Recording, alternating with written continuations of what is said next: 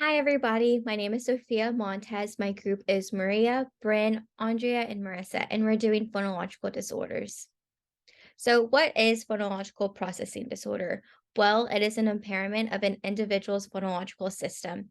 We can look at it by breaking it up into three categories. The first category being syllable structure, the second is substitution, and lastly, assimilatory process. And we'll go in depth with these categories later on. So, this may occur when a child makes a predictable and typical pattern of speech sound error.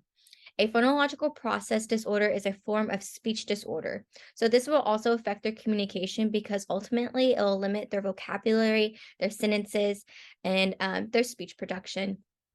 The individual has difficulty with organizing the patterns of sounds in their brain. This will result to the inability to correctly produce that sound of word. So, warning signs, symptoms, and characteristics of phonological disorder. These are just early signs that we can look for in the child's speech production, their cognitive factors, and their language. So, in the child's speech production, it may look like simplifying a word by repeating two syllables. An example would be baba for bottle. Also, in the speech production, the child may be adding or leaving a certain consonant sound. That's that substitution and addition. So, for an example, would be tat for cat. They're adding that T sound for that k sound.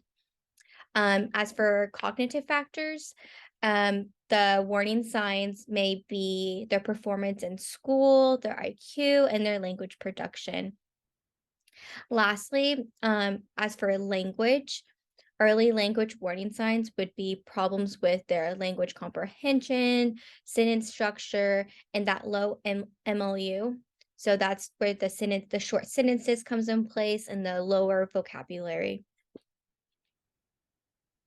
Hello, so I will be talking about the etiology of phonological disorder and dyslexia. So being born with a cleft palate does put a child at a higher risk of having a phonological disorder. As for prevalence, it's most common in males than in females.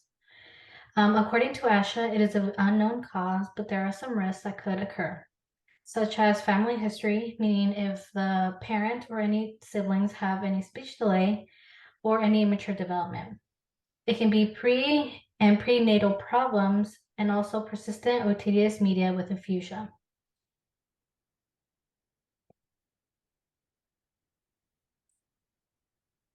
So dyslexia, it is an unknown term, but it is a communication disorder. So it's difficulty with articulation or pronunciation of one or more phonemes.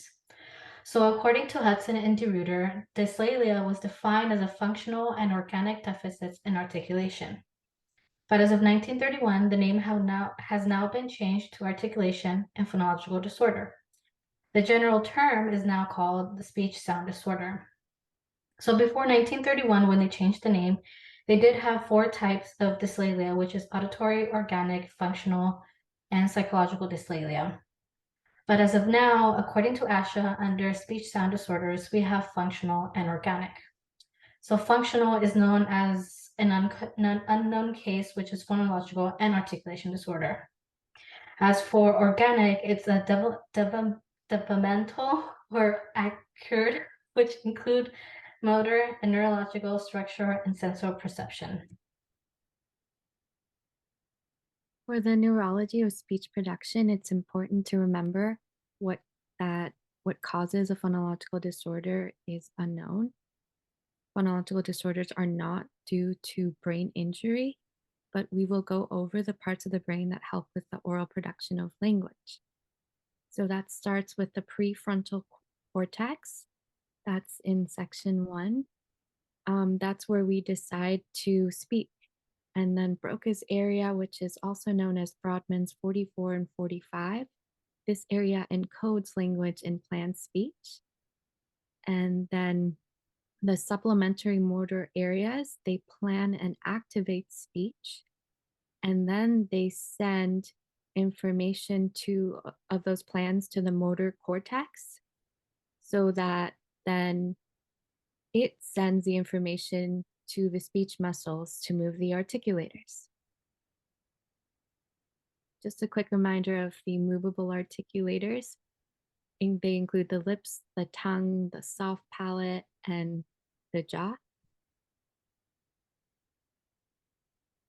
And it's really important to reemphasize Broca's area for speech, perception, and production. It helps with planning the movements of speech, and it coordinates with all the different parts of the brain that are needed for speech production by interacting with them. It also helps with auditory comprehension of speech and with writing. So Broca's area again is in Brodmann's 44 and 45, that highlighted section in the second picture. And at the top picture, we have the left and the right hemisphere and different parts that interact with Broca's area to help with reading, writing, spoken language, and things like prosody, body language, facial expression.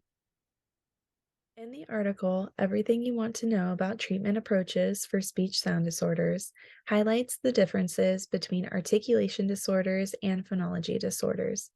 Per Sauerwein, phonology disorders are commonly overlooked. This article compares the two, the different approaches for each disorder, and the key differences that differentiate the disorders. It states how important it is to know the differences since it affects the treatment approach.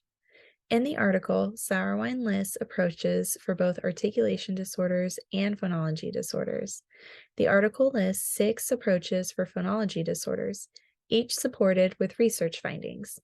The approaches range from being beneficial for kids with consistent verbal errors, kids with mild to moderate consistent verbal errors, kids with inconsistent verbal errors, and kids with severe verbal errors that affect the intelligibility of their speech. We will highlight the minimal pairs approach. In the minimal pairs approach, it is focusing on the differences between speech sounds, which can also alter the meaning of the word, for the child to reorganize their sound system. It focuses on distinctive features in the speech sounds. This approach is usually implemented 2 times a week for 30 to 45 minutes with a goal of 100 plus productions of the targeted sounds. This approach is supported by 41 studies. Now, what does a therapy session using the minimal pairs therapy approach look like? Well, prior to the session, the therapist will pick out target words similar to the ones presented behind me. During the session, the therapist will familiarize the child with the target words. The therapist will ask the child to point to each word that they say. Then the child will be the teacher and tell the therapist which cards to point to. After this, the child will then imitate each target word after the therapist. Following this, finally, the child will independently produce all of the target words on their own. This is what a therapy session would look like. Thank you all for watching.